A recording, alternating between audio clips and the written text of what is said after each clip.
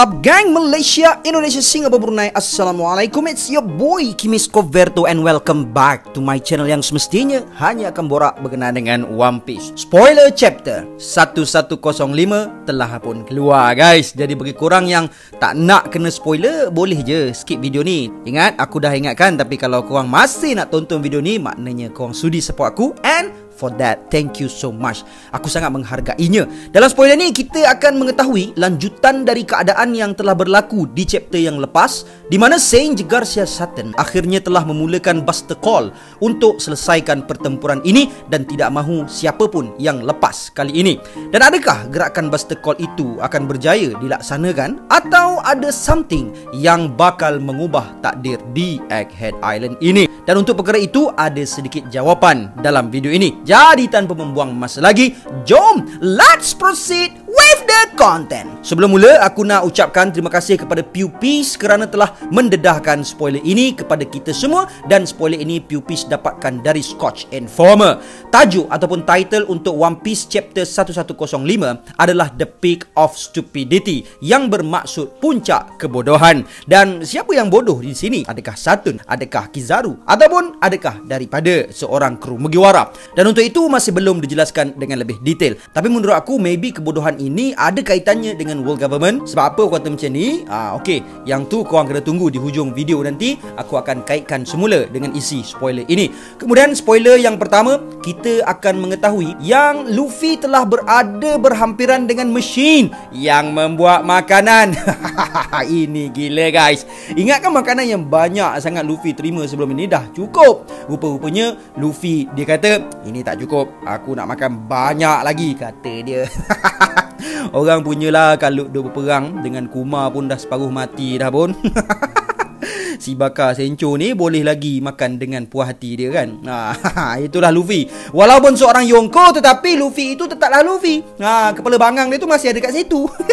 Dan yang menjadi persoalannya di sini, masih belum terjawab siapa yang memberi Luffy makan sebelum ini. Dan untuk scene yang ke mesin tu, mungkinkah Luffy sendiri yang pergi sebab dia dah dapat tenaga sebelum ini hasil dari pemberian makanan dari seseorang. Tapi who is that yang berikan makanan di dua chapter yang lepas? Adakah Karibu atau karakter yang lain? Tapi aku masih berpegang dengan poin aku sebelumnya, yang dimana itu ada kaitan dengan Karibu. Dan kalau korang ada pendapat korang tentang perkara ini, korang boleh dropkan komen korang dekat bawah, okey? Sebab aku ada terbaca satu komen, tapi aku lupa komen tu dekat video yang mana. Tapi aku ucapkan terima kasih atas komen tersebut, di mana komen itu mengatakan yang Luffy sendiri telah berimajinasi dan menghasilkan makanan itu. Walaupun poin ini di luar jangkaan, tapi korang rasa ada kemungkinan tak untuk ia terjadi? Sebab sehingga sekarang pun kita masih belum tahu sejauh manakah batas atau kemampuan imajinasi untuk nikah ni. Kemudian Sanji telah menghantar Bonnie ke vacuum rocket dan kembali semula ke dataran untuk menyelamatkan Vegapunk pula.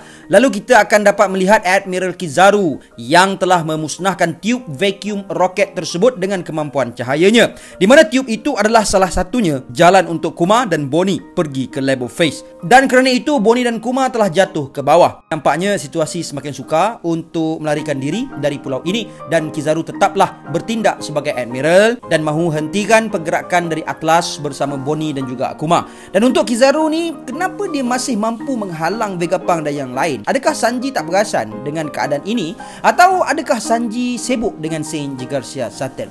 Kemudian spoiler seterusnya mengatakan we will see some different overview scenes, yang bermaksud kita bakal melihat beberapa adegan dengan secara penuh pada tempat yang berbeza-beza.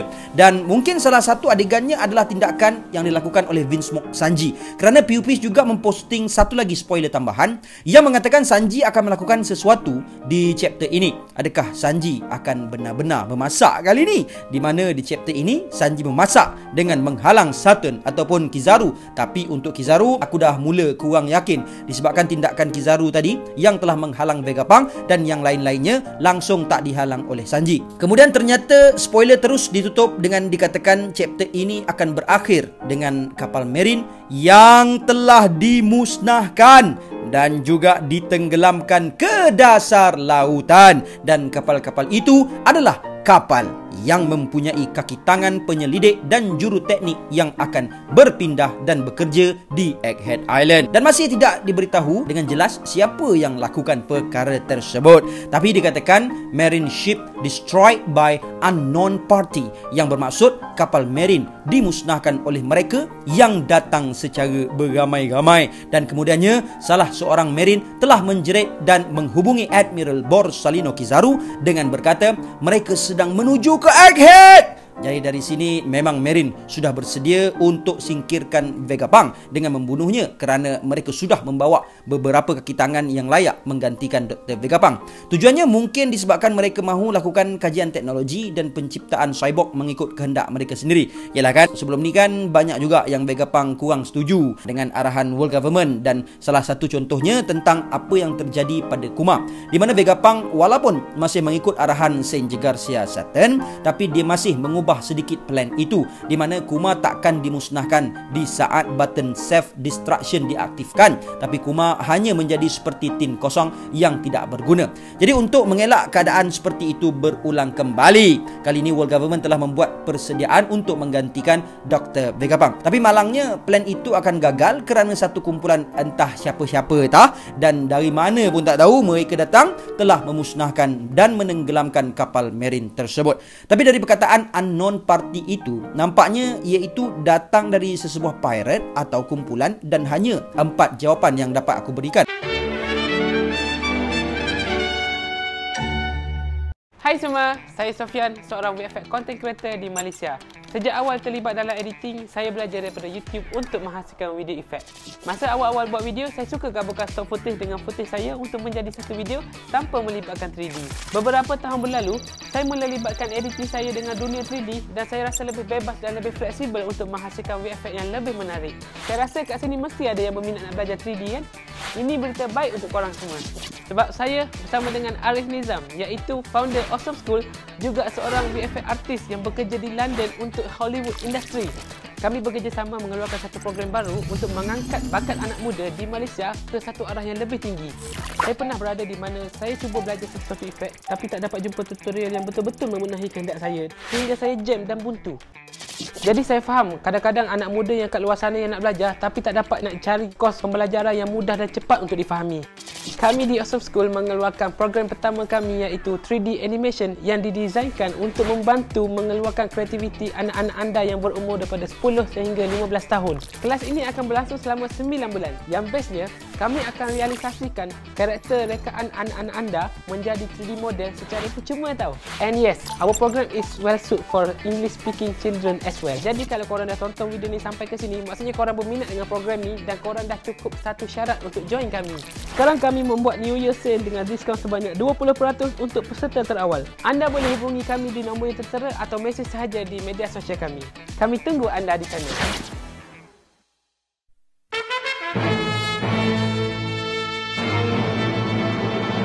Yang pertama, Blackbeard Pirate telah datang. Sebab kita pun dah ditunjukkan sebelum ini yang kapal Blackbeard Pirate sudah berada berhampiran Egghead Islands. Jadi memang agak tepat kita mengatakan yang Blackbeard Pirate telah datang. Tiba masanya berparti. Tapi untuk poin Blackbeard ni aku akan huraikan dengan lebih panjang lebar di video setelah chapter ini habis di review.